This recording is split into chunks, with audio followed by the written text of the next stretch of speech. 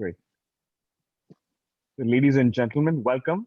Good evening to our friends and colleagues in India, and good morning and good afternoon to everyone else from around the world.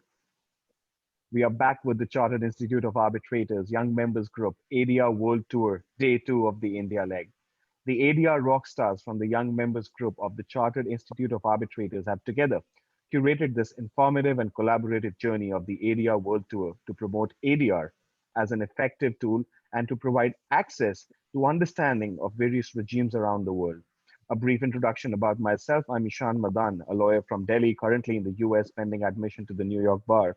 I'm also the founder of Arbitration, a platform advancing research, dialogue, and thought leadership on the interplay between arbitration and insolvency. Now, given the growing importance and size of India, the ADR World Tour is here to make its regional stop with a dedicated series spanning 2 days and 4 sessions.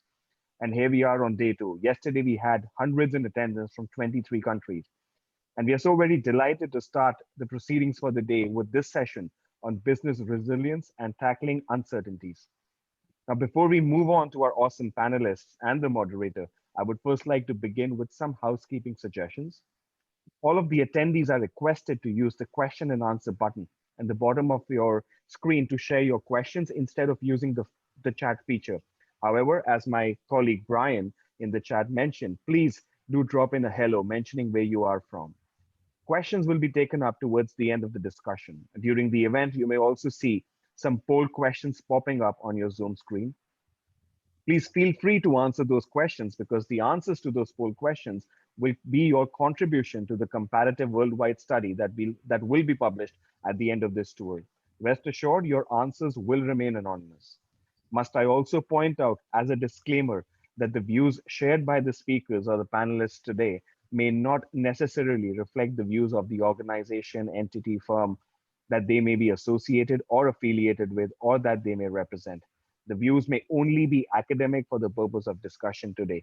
Anything discussed here shall not be attributable to any related organizations unless and otherwise the speakers or the panelists desire or indicate so. Now, thank you so much for bearing with that mandatory announcement. Now, without further ado, let me please invite the moderator for today's session, Chinmayee Pendse. Chinmayee is a member of the Chartered Institute of Arbitrators. She is also a very active member of the steering committee of the Young Members Group in India. She works as an arbitration counsel in the chambers of Karishma Vora. Chinmayee, over to you, please. Thank you very much for your kind introduction, Ishan. Good evening, everyone, and welcome to day 2. We have today with us a stellar panel who I'm sure will be their usual brilliant selves and generously share with us their experience in business resilience and tackling uncertainties in the ADR world. We're familiar with their work, their expertise, their achievements, and they truly need no introduction. But before we dive into today's discussion, I want to take this opportunity to learn one thing about them that perhaps Google won't tell us or show us. Manish, shall we start with you? Okay. I'm a better historian than a lawyer. Interesting. Sherina? Oh.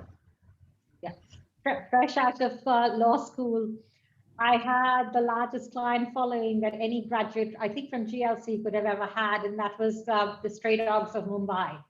So I represented an animal organization to stop the merciless killing of stray dogs in Mumbai that extended to Navi Mumbai and then the Supreme Court. So probably my best victory yet, and it's not on Google. I'm sure it should be on Google after this, Sherina. Debolina? Yeah, had I not been a lawyer, I would have been a theologian. And Kartikey? I think my first love, much before I can say that I fell in love with law, was always basketball. And I still think that I can be a better basketball player than what I can be as a lawyer. Oh, fantastic. I'm sure that's not true. But thank you very much for sharing all of these facts about yourself. Welcome to all of you, and thank you for being here today. The pandemic has exerted an unprecedented impact on businesses across the world, leading them to focus on rebuilding their business relationships, renegotiating contracts, or finding alternate means to resolve their disputes, rather than insisting on strict performance of contracts. Today, we hope to give you a brief insight on how businesses and their legal teams tackle the pandemic and broadly cover ADR in a post-pandemic world, increasing ethnic and gender diversity in international arbitration and sustainability of third-party funding and litigation finance in India. Debolina, let me start with you. You are the General Counsel at Wockhardt. When COVID escalated from a regional crisis into a pandemic, most businesses were not equipped to handle the enormous challenges that unfolded. What difficulties did you face and how did you tackle them? Yeah, thank you, Chinmayee. I am the General Counsel of Wockhardt Group. It's a pharmaceutical and healthcare company spread over 72 countries. I still remember 22nd of March last year, and we were just told to pack our bags and go home. It was so sudden in Maharashtra, in Mumbai. It was so sudden, though, we did have feelers that, there's going to be a lockdown and there's going to be an absolute complete lockdown. But the actual shutdown came very sudden in Maharashtra and in Mumbai especially. So I can still relate that day I went home. And the first thing I did was I created a folder calling it the walk rest.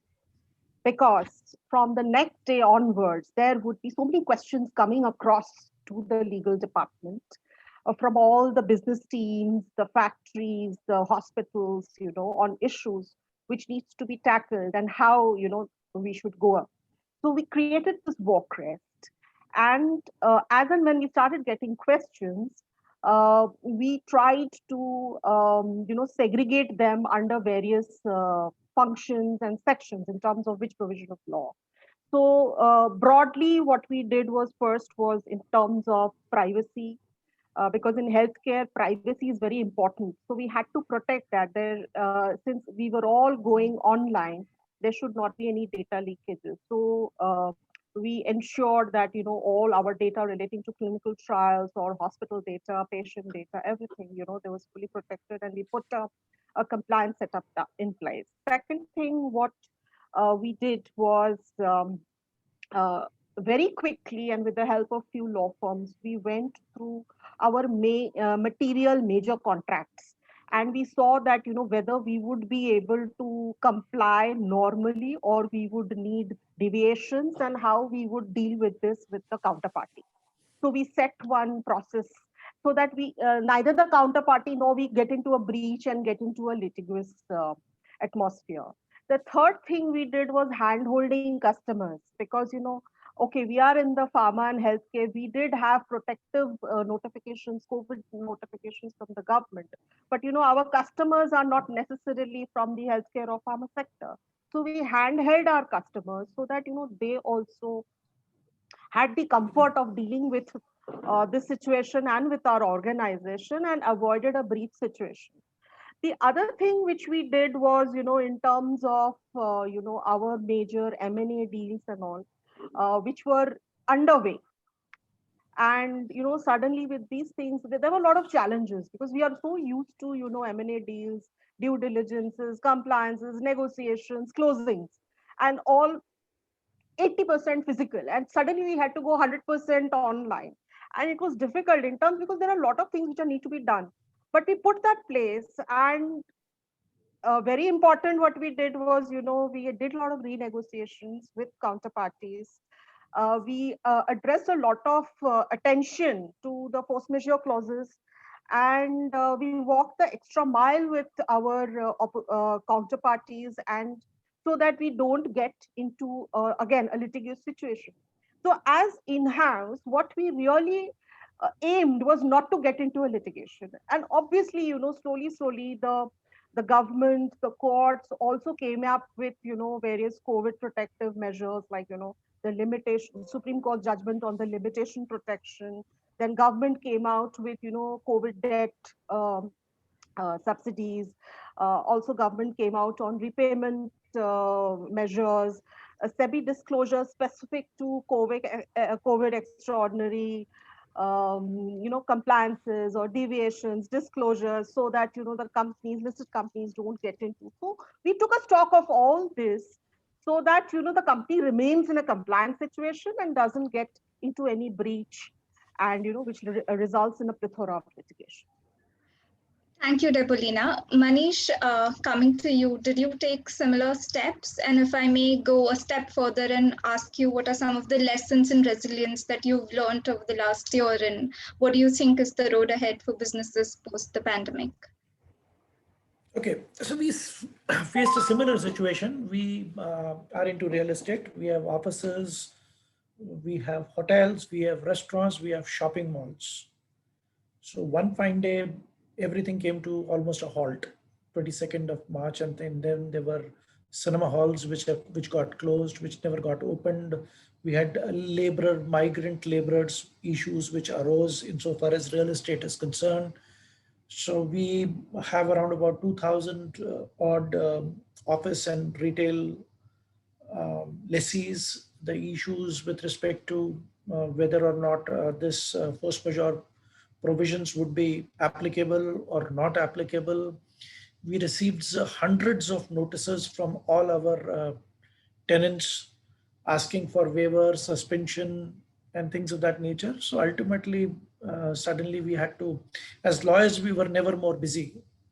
And this is reflected in many of the law firms' fact bonuses, as a result of which we did a acquisition exercise, we did a merger which took place, we had court cases, we had people going to court, we had ourselves going to court. So we had several situations in which we had to manage. So there were notifications which were issued, which were required interpretations every day. There were buildings which were required to be functional. We needed to ensure that the essential services of water, electricity, fire, and all those essential services are provided. So we were able to garner all those things. So your fire tender services in Gurgaon and all these buildings, they could not have been left unattended. And as a result of which we had some of our tenants did take us to court. Those who were, and some of the companies became bankrupt.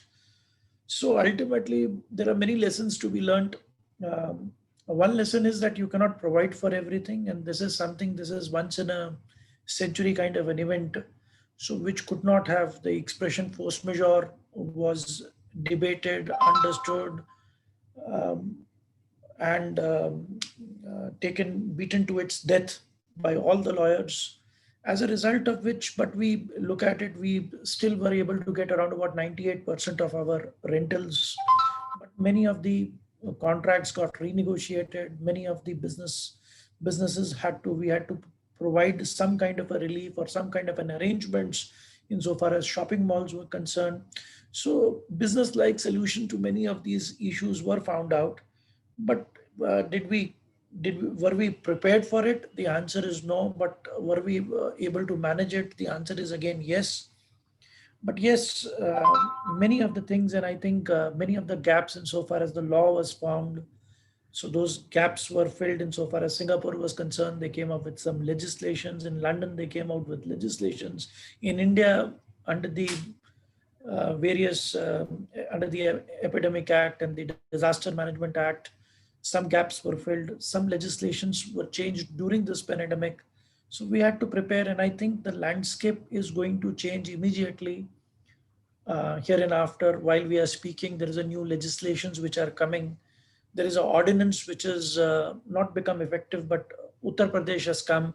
For the first time, insofar as the lessee-lessor relationships is concerned, you find mention of force majeure there. But of course, that matter needs to be settled sometimes because it is not a happily worded, it's a knee-jerk reaction. So we think that the legislature will also step in, the businesses and businessmen will also become smarter. And a bigger role needs to be played by insurance companies. There was no insurance which was available for loss of rental, at least to the lessees or in such kind of a situation, because all the legislations like the Transfer of Property Act and all only covered situations which were in the nature of where destruction or damage to the property was concerned. But the property not becoming usable or not being used by the lessees, because of a pandemic situation was something which was not contemplated either by the legislature or things of that nature. So we are, I'm not saying that we have come out of it, but yes, we will all come out stronger. We will have either immunity or we will have a vaccine. So it is from life to livelihood, from virus to vaccine. And I think the next year India is going to grow. One of the economies which are going to grow, and in spite of the fact that we will still not reach the old levels, but it is going to be a different world. Thank you very much for your thoughts, Manish. This is a nice little segue for me to ask my next question to Sherina. Sherina, the pandemic pushed the legal community to find innovative ways to incorporate greater use of technology. How do you see the ADR world change post this pandemic? Do you see a move towards a green arbitration? So very pertinent actually to actually what both Debolina and Manish were talking about. I have seen an increase in the use of ADR as opposed to formal court proceedings. The courts have actually switched to remote hearings. There's reduced staff.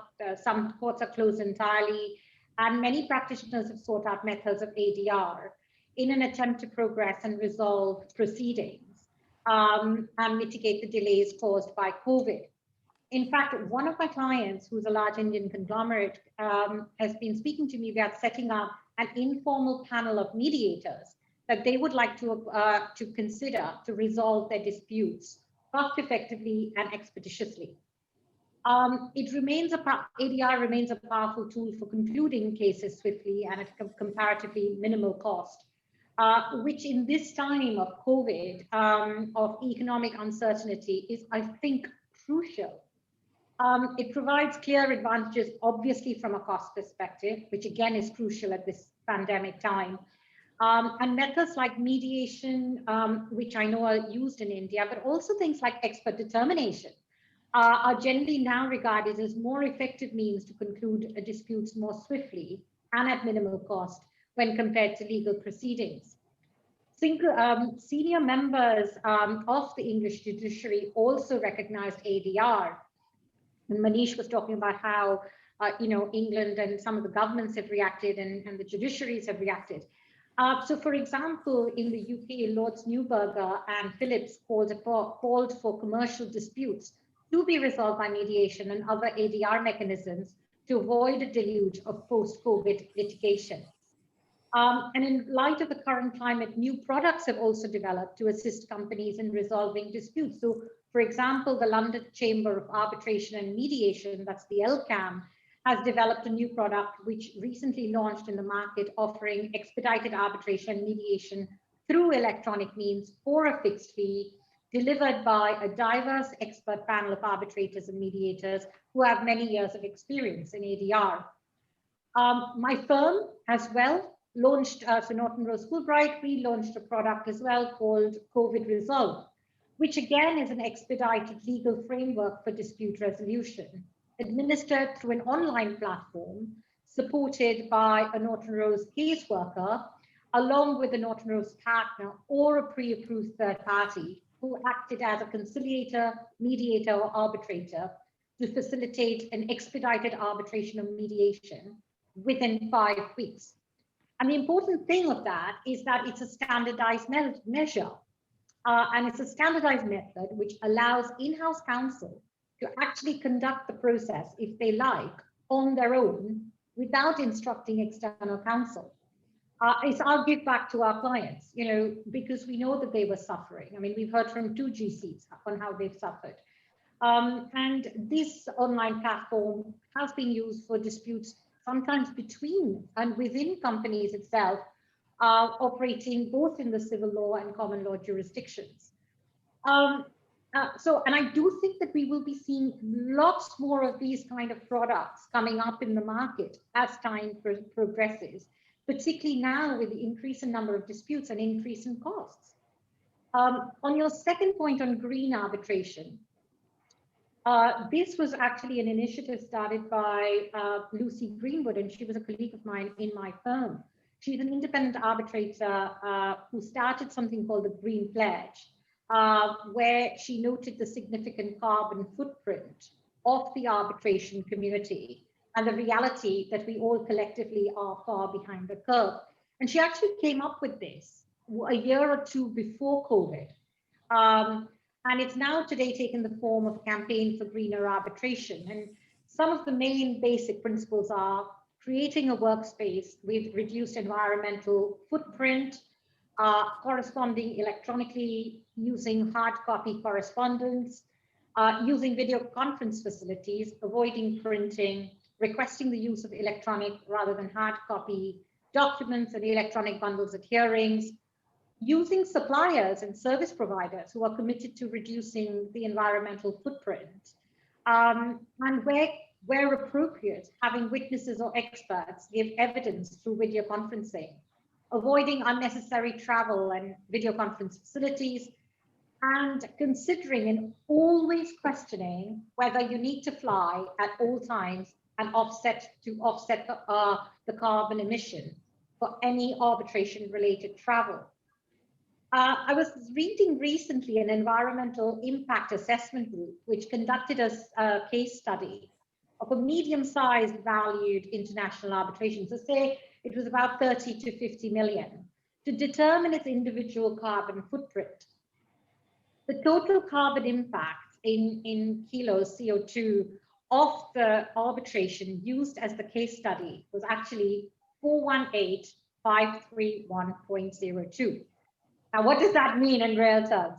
So this would require planting more than 20,000 trees to offset its emissions.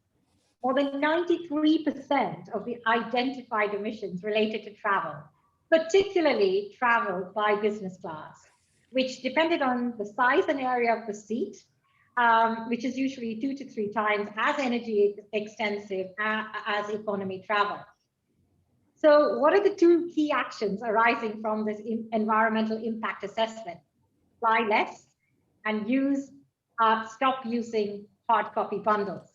So I do believe that if one looks at the pandemic actually with the positive stance, it's highlighted that we certainly can tangibly achieve a more productive and sustainable professional life whilst reducing our carbon footprint on the panel.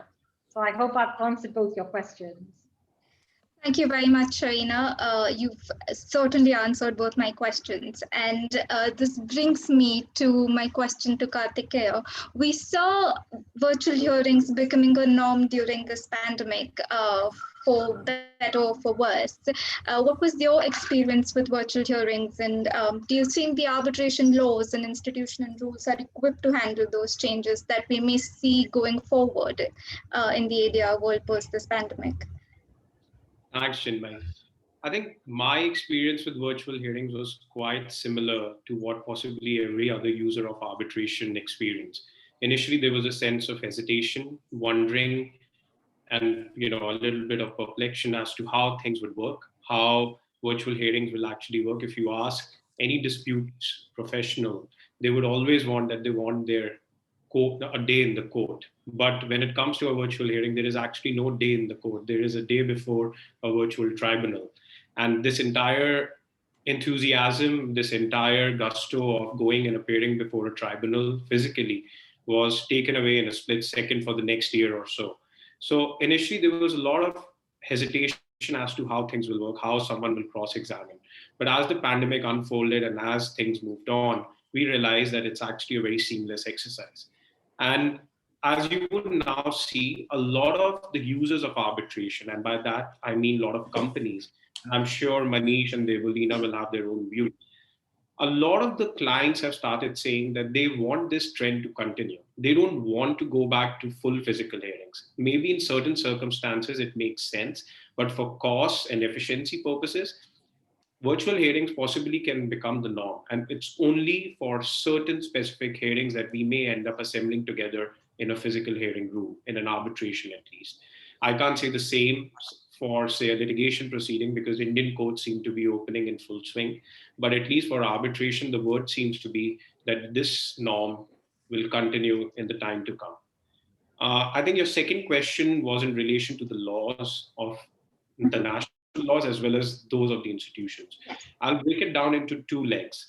When it comes to national laws, I think the national laws were always very clear that the arbitrator is free to devise its own procedure, and as long as it takes care of the procedural safeguards, which means that the other side, or say both the sides, have adequate opportunity to present their case, there should be absolutely no hesitation in allowing virtual hearing or any other form of hearing, say even a documents only arbitration, if the arbitrator and the parties agree to it.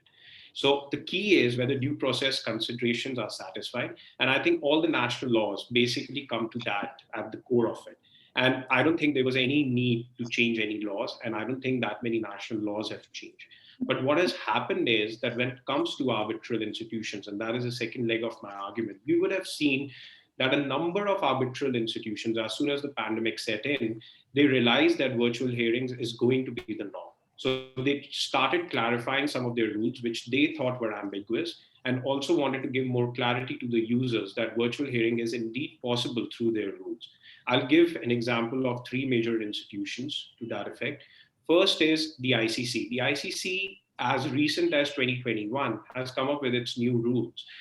These revised the 2017 rules, and Article 21 of the 2021 rules specifically state that the tribunal can order the hearing to be conducted by virtual hearing, video conference, audio conference with the consent of the parties. Now, if you look at the erstwhile rule did not have these terms in it. But at the same time, the rule gave enough flexibility to the arbitrator and the parties to devise a procedure that they thought is best for their case. So virtual hearings were allowed, but it's just that now there is an explicit mention.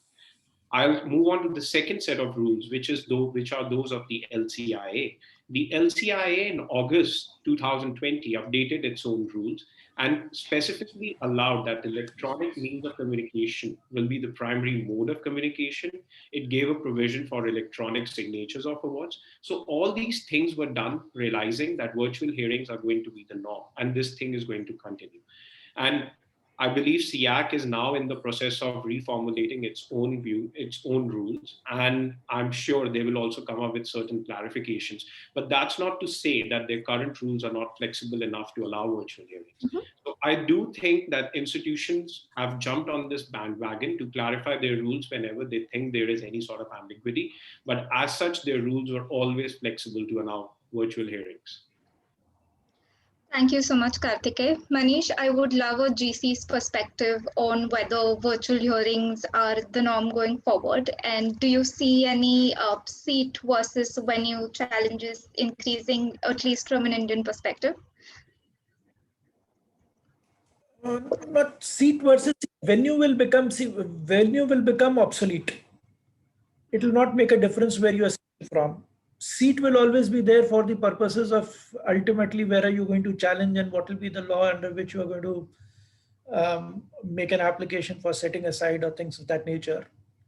So what I see is that the advantage is that this is something we lawyers have a lot of hesitation, and we come to the conclusion, if you look at legislature, that is not to be blamed, the manner in which it has acted, or at least insofar as the institutions are concerned. Now they are amending their things of this things.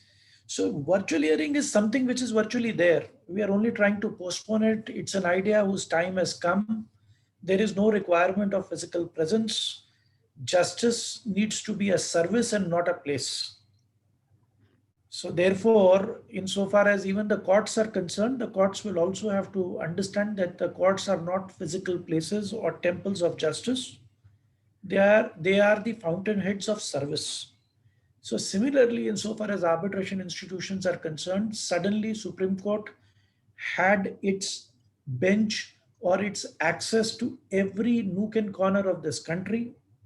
The Amazon case, if you look at it between Future and Amazon, it has reached right up to the Supreme Court level without there being a physical hearing at all. Yes. That means if such large cases can happen in the virtual world, they can certainly have. I think virtual hearing is a democratization of the legal system or even the arbitration. Many young lawyers from India would be able to argue in London or in Singapore, and simultaneously, and it'll become possible. And this the world is becoming flat, and I think distance and time and distance will not make much of a difference. So this is something which is in their minds of certain people who want to hold their turf, and there is a fear of the unknown, which are stopping this process. Otherwise, there is nothing which you can't do virtually. And insofar as virtually and practically, insofar as the today's legal and commercial world is concerned, everything is documented and it is in writing. There is an overhype insofar as cross-examination is concerned. That's something almost not required in most of the cases. In certain cases, the answer may be yes, but in most of the cases, you will find that those people who were the authors of the document or those who executed are all different. And by the time the disputes reach arbitration or courts, most of the people are not there. So it makes very little difference. And therefore, we must understand that insofar as the Arbitration and Conciliation Act of India is concerned, it provides that the arbitrators can provide for their own procedure. Insofar as whether it is CIAC or ICC or any of these institutions are concerned, if they need to make an amendment, they should. Due process of law is something, there is no great harm done to the due process or procedure established by law. Due process, I'm absolutely certain, but insofar as if there is a procedure established by law and that becomes a hindrance in any jurisdiction or any of these institutions, that should be amended. And welcome to the virtual world. Thank you for your thoughts, Manish. You make some really interesting points. Sherina, any quick views before we move on to our next topic? Nothing. I mean, I've been experiencing virtual hearings as much as Kartikey. In fact, we were on the other side of each other on a matter.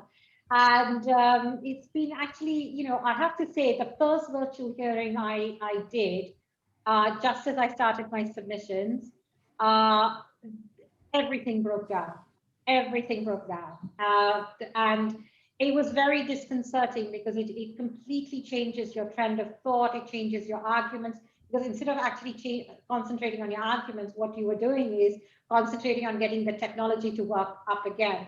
But saying that, all of us were in the same situation, and the tribunal, 3 members of the tribunal sat and waited 10 minutes for me to relog back on, gather my thoughts, and then continue. And I think that it's required a lot of patience to get there in terms of technology, because none of us, I think, were geared up to be doing formal hearings from home with the kind of Zoom and the Wi-Fi connections and all of that. So that's been the biggest challenge. But I think now that we've got it up and running, it's seamless. I mean, I did a virtual hearing yesterday and it was seamless.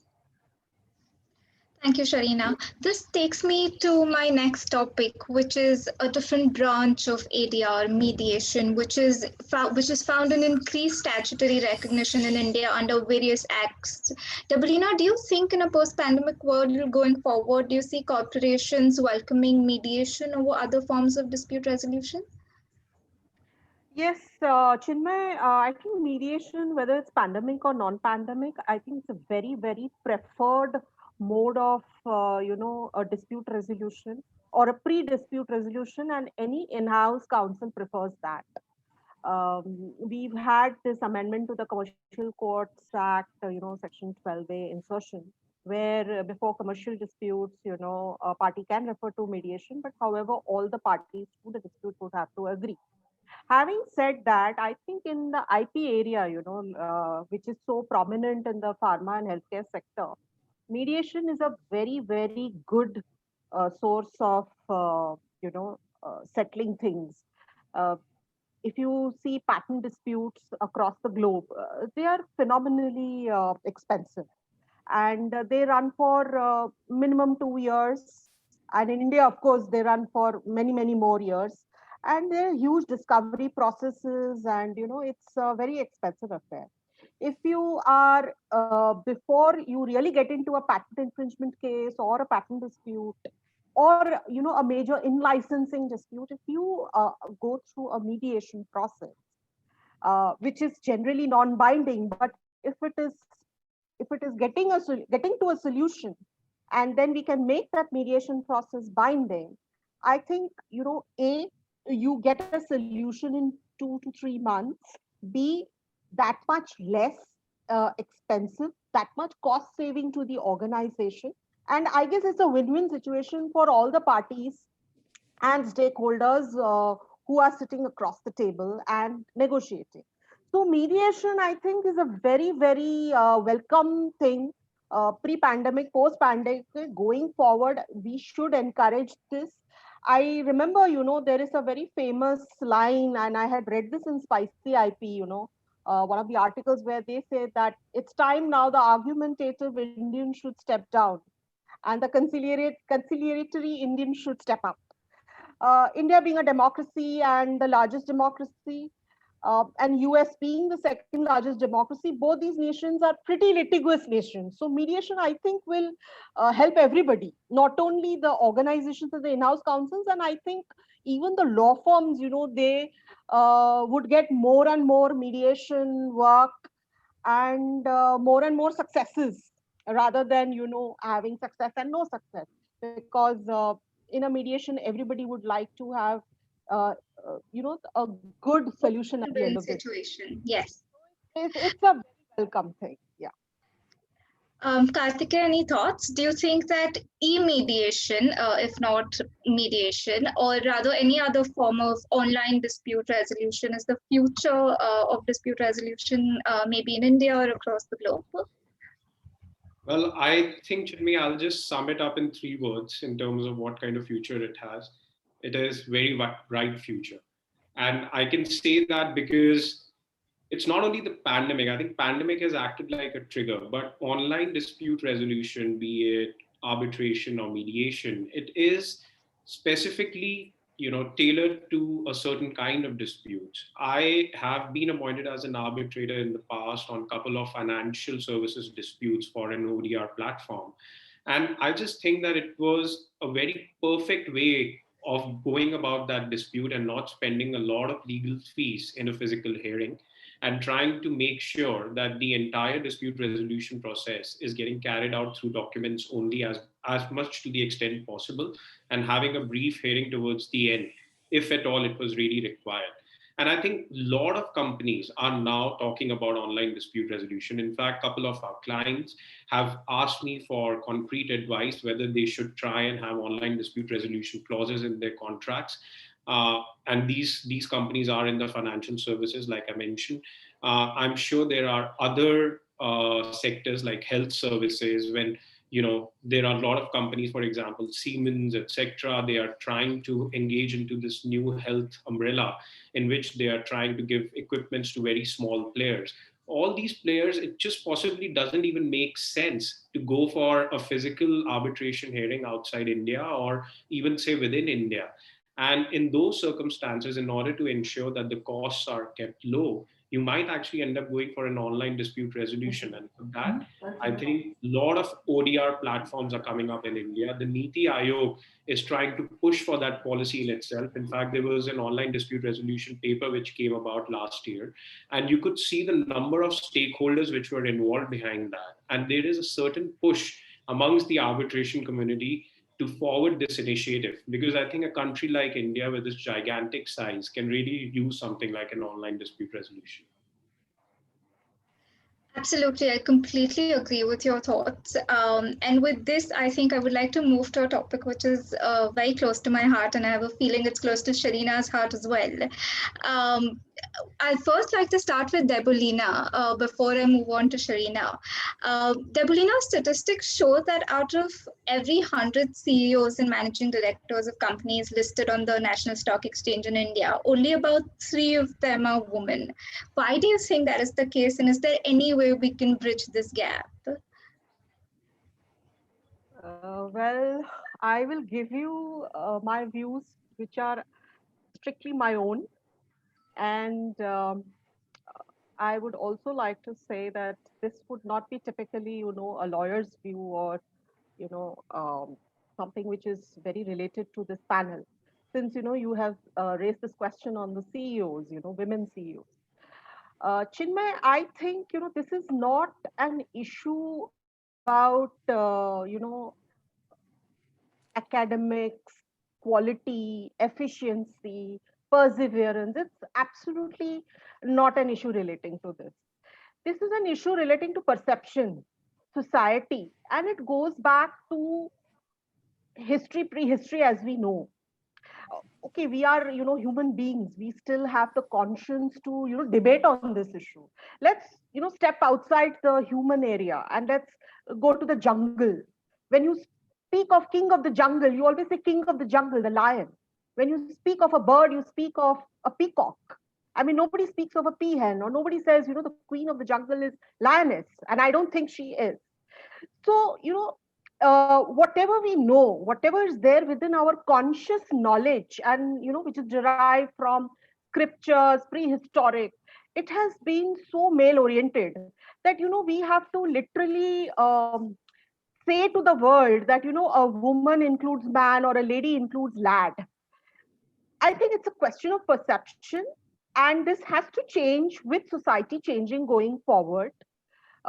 In the last 20 years, there has been a perceivable change where, we are moving out of traditional ways of thinking, and we are considering, supremacy, if I can say, which is not based on gender. Actually, that's the perception. We need to look at supremacy very neutrally, and that takes time. 20 years is not sufficient when you have 7,000 years of history.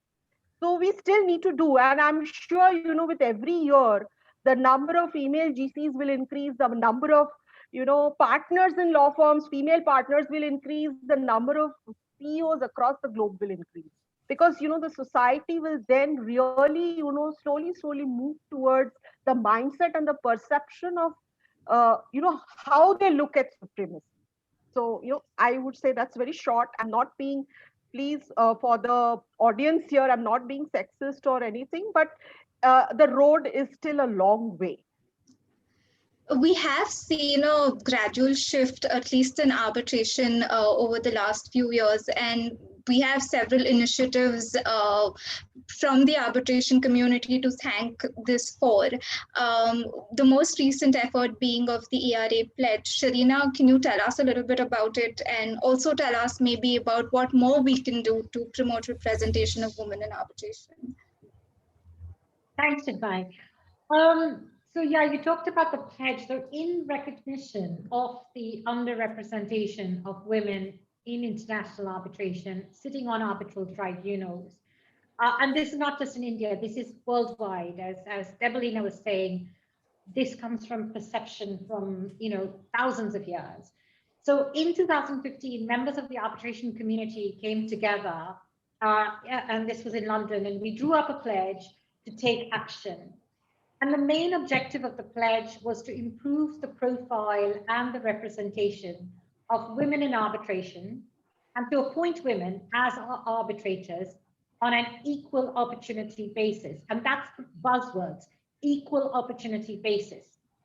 Today, the pledge has over 4,500 signatories from around the world, and I'm on the Global Steering Committee, and I'm also chair of the committee in India, which you are part of tonight. And which I launched sometime at the end of 2018. What the pledge has made me and my fellow arbitrators and my fellow partners in my firm do is sit up and think when we're appointing counsel or an arbitrator on a list of, say, 6 or 7 candidates, and that we provide to our clients. We usually will include at least 3 women. Now, I don't include them because they are women, but I include them because they're good and because they're competent, or they're better than the names on the list. And also, we've pushed back as well to appointments which are being proposed by arbitrators or by the other side when they send us names. And we say, we're signatories to the pledge. And we would like to request that if the tribunal or the other side can consider two-party appointed can consider at least 2 names or 3 names on the list that they're giving us for chair to be women. And again, it's not because they're women. We believe they're good and they're competent and they're as good as men. It's a slow-moving initiative, but the pledge has actually had an amazing impact on the world. And I don't think I realized the impact when we started in 2015. I didn't actually think it would have the kind of impact it has had. And I think it would be incomplete if I actually didn't show and touch upon the impact that has come from the arbitral institutions, what they're doing to empower women in this regard and the positive results. So when I was reading a recent report of the pledge, between 2015 and 2018, the percentage of women sitting as arbitral tribunal members increased from 10 to 21.5%. And this positive development encouraged the development of initiatives like the pledge all over the world and encouraged actors in the arbitration community, in international arbitration, and organizations and individuals like us, not to relax their efforts, but rather increase their efforts. So the LCIA recently reported that in 2019, there was an increase from 23% in 2018 to 29% in 2019 in the overall number of female arbitral appointments by the LCIA. While a number of the female candidates actually was selected by parties and co-arbitrators, the LCIA institution itself remained the main driver for gender diversity, with 48% of all arbitrators selected by the LCIA being female arbitrators in 2020. And I think that's something to be proud about. I mean, I'm a member of the LCIA board and I'm proud about it. You know, and we won the GAR award in 2020. CIAC appointed female arbitrators in 36.5% of the cases. HKIAC appointed female arbitrators in 20.5% of the cases. And I was reading a report by ICA, which is the International Council for Commercial Arbitration, the cross-institutional task force on gender diversity. And that showed that the proportion of female arbitrators in institutional commercial arbitration has almost doubled over the past 4 years. The ICC also reported in July 2020 in its annual report that it made 1,476 appointments and confirmations of arbitrators, which led to the following 2 new records by the ICC. The first record was 972 individuals appointed or confirmed came from 89 countries. And that's the highest number of jurisdictions to date.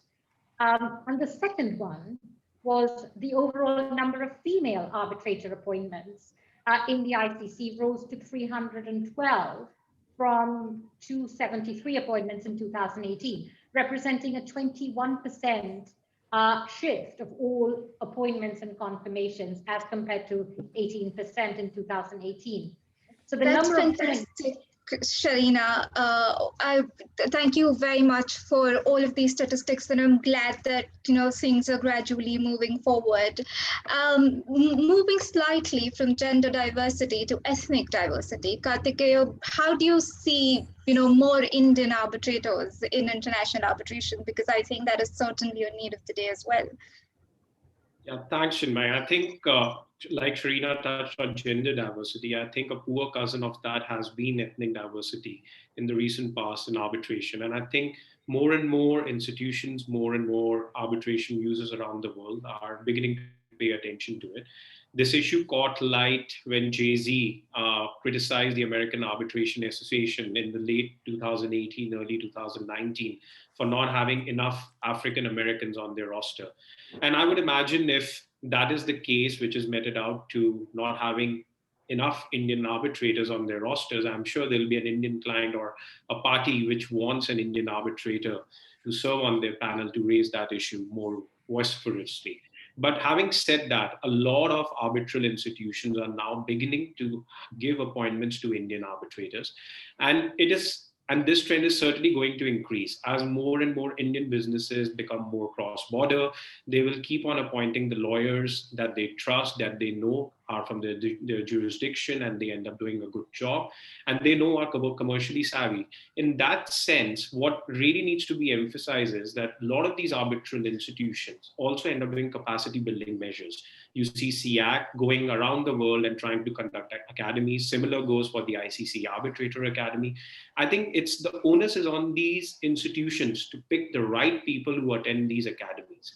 And at the same time, when a lot of Indian counsels end up appearing in international arbitrations and they end up doing a good job, they get noticed by the other side, they get noticed by the tribunals, and the feedback also goes to these arbitral institutions. So I think it's a matter of time when Indian arbitrators will start getting increased appointments. And for that, the only thing that I'll say is that we need to move away from the traditional mindset as arbitration users and push people who are not just judges, but who are commercially savvy lawyers who can do a good job and get them appointments.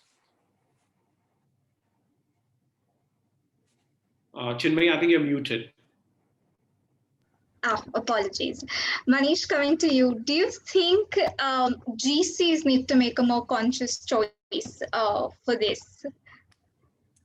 I think there has to be a conscious efforts on all sides. It's not the GCs, it's not the law firms, it's not just the arbitration institutions. So it has to be a combined effort by everybody, and that mindset needs to change. As it said, that all the G's, geographical representation, gender representation, and your generation representation. And as Kartikey said, that some young lawyers need to be appointed as well. The other thing which I need to see is law and arbitration is too serious to be left to lawyers alone. I think we need to have people other than lawyers as well to be arbitrators, which is not happening in India. It is the monopoly of the retired judges. To my mind, if we were to bring in a gender diversity in India and appoint arbitrators between the age of 35 and 50, half the problems will get sorted out. The technology problem will get sorted out. The mindset problem will get sorted out. The gender, how do you find in India, how do you find so many arbitrators at the age of 60? How many retired judges are you going to find out? In order to deal with this situation, I think there are matters of $1 million arbitration or the lesser arbitrations which happen in India. Why can't we have 27 years old or 28 years old? Alexander was less than 34 when he ruled the half the known world, or Vivekanand did not reach the age of 40. Bhagat Singh did not reach 40. There's so many who just did not. So ultimately, till the age of Einstein did everything what he's today known for before he reached the age of 30. So I think that age is also a barrier, and half the things will go. And if we were to reduce the age of the arbitrators which we appoint, and you'll find suddenly so much of fresh blood which is there. And I think the generation which was before us, I see all young people, they have failed us miserably. The hope is in the next generation.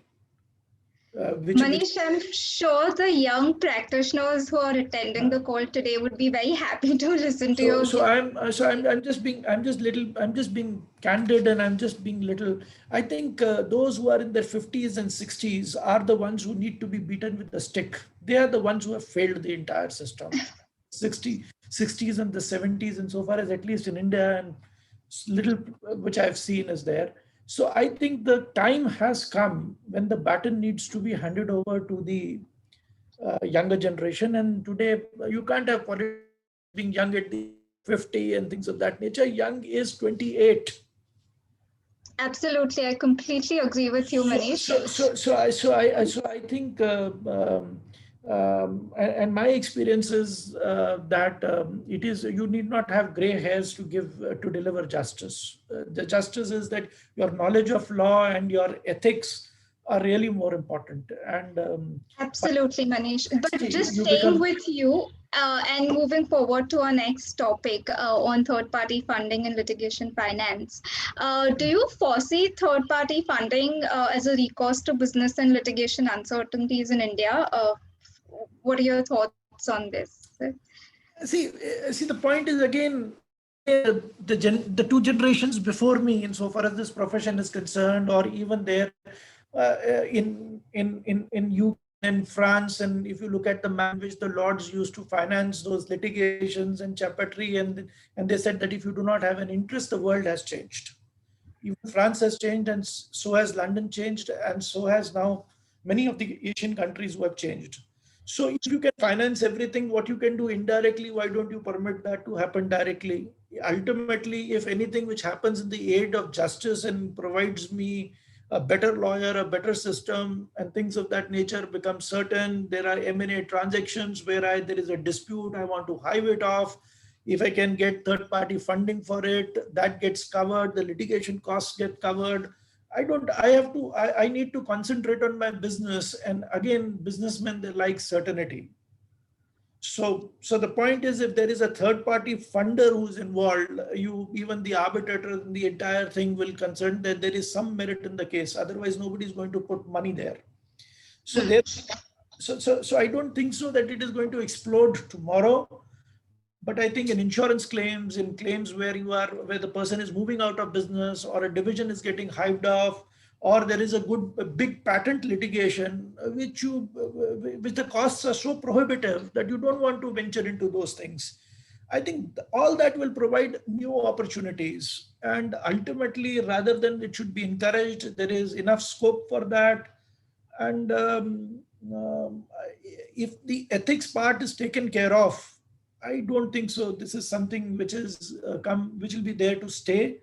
And if it is available as a tool, and if people can make money, and if people can get justice, if it can bring certainty to the system, why not? Try it by all means.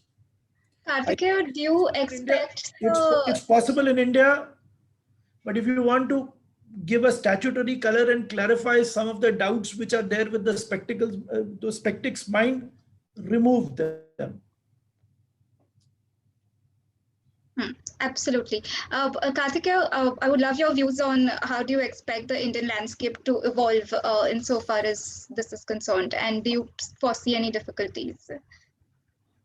I think the starting point is where we are today. I think where we are today is that the law doesn't really prohibit third-party funding in India.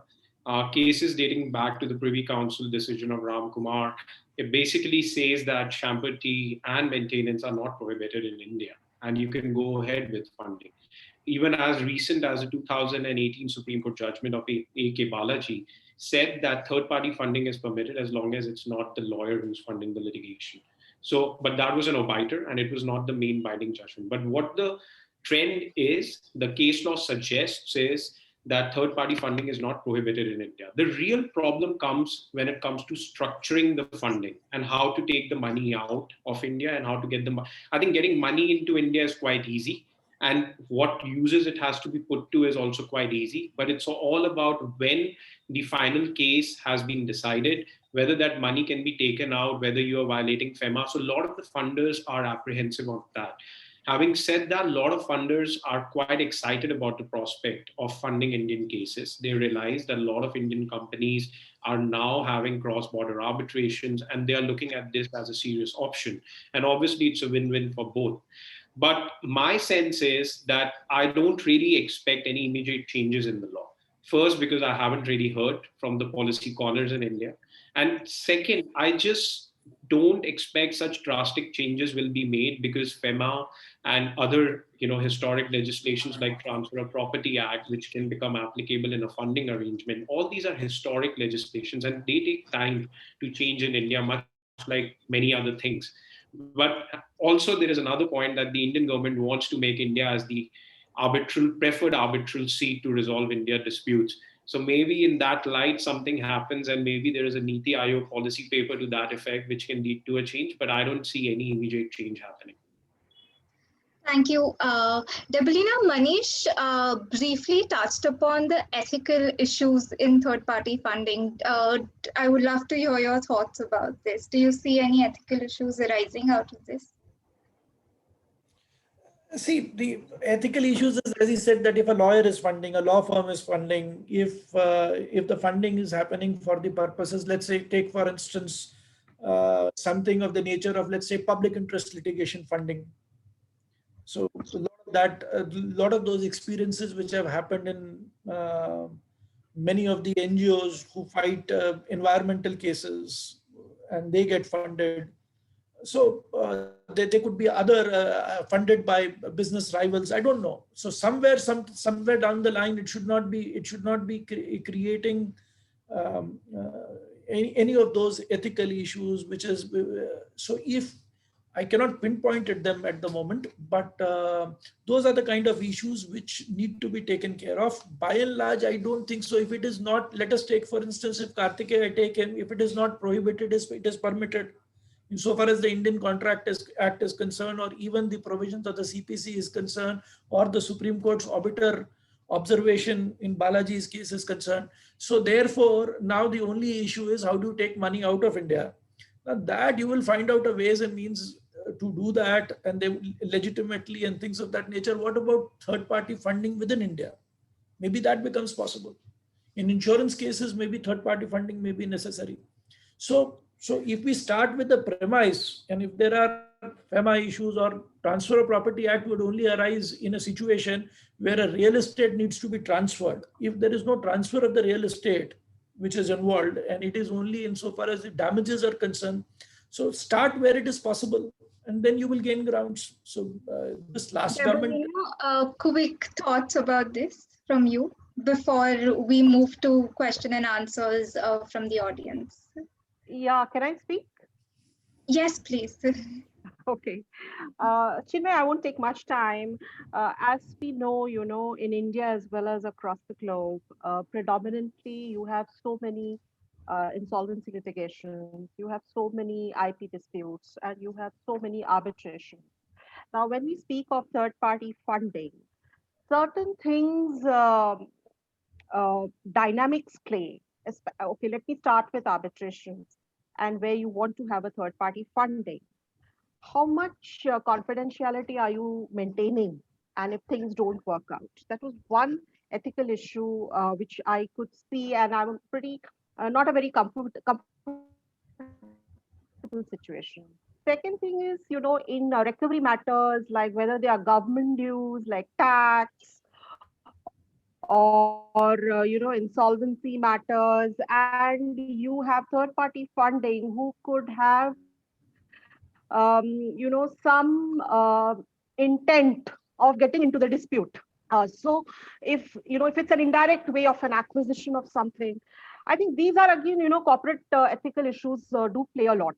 So before, we really go in for a third-party funding structure, we should have proper guidelines, if not a law, but at least guidelines by various, like CIAC or LCI, or we should have proper guidelines, internationally acceptable guidelines, which would address these issues. Because a third-party funder, a hedge fund, or whatever, should not indirectly have some intention and defeat the purposes of the equity and justice of the case, where be it an arbitration or a tax settlement dispute, or an IP dispute, or an insolvency petition. That's all I have. Thank you very much for your thoughts, Debolina. I will just take one question from the audience because it's a nice little segue before we move on to session 2 after this panel.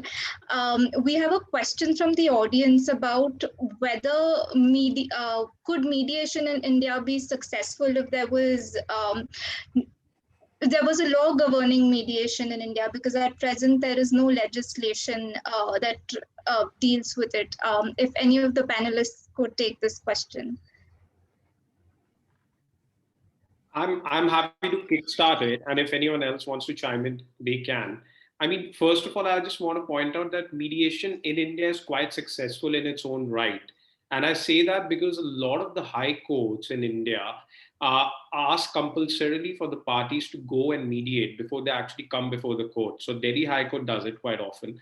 And a lot of the disputes do get resolved. Now, having said that, not a lot of commercial disputes get resolved. So I think the key is whether for commercial disputes, there should be a specific law or any law which can cover commercial disputes, whether that should be helpful. And I think the answer is that it will, because it will give a sanctity to the mediation settlement that will be arrived at. And Singapore has already done something similar, in which a mediation settlement carried out anywhere in the world can actually be taken and enforced under the mediation convention. So if India ends up coming up with a law, I think it'll only help. Any other view on the panel? Well, okay. Even without law, it is possible. Once you reach a settlement in a mediation, it can get recorded under Order 23. There is no problem there. Yeah. So we need not legislate on everything. We just need to use the provisions which are already there. Correct, absolutely. Thank you very much for all the panelists. It has been a fabulous session personally, and I'm sure the audience agrees with me when I say this, that you guys have been phenomenal. Thank you for making my job easier today. And I'll also like to thank the audience for being here and engaging with us. And I hope you'll continue to join us for session 2, which starts shortly. Great. Thank you. Thanks. Thank you. Thank you so much. Thank you. Thanks a lot, Chinmayee, and thanks to all the speakers. This discussion was exactly how I had imagined it: impeccable, enriching, and diverse. And couldn't have asked for a better panel. So thank you so much again. And we heard about issues that matter from both a business perspective and also an outside counsel perspective. And thanks, Chinmayee, for such wonderful moderation. I think this was a great panel. I'm pretty sure it's going to add a lot of value going forward. And this is going to be available for everyone to watch later as well, and also as part of the publication that CIArb is going to do. So many thanks again.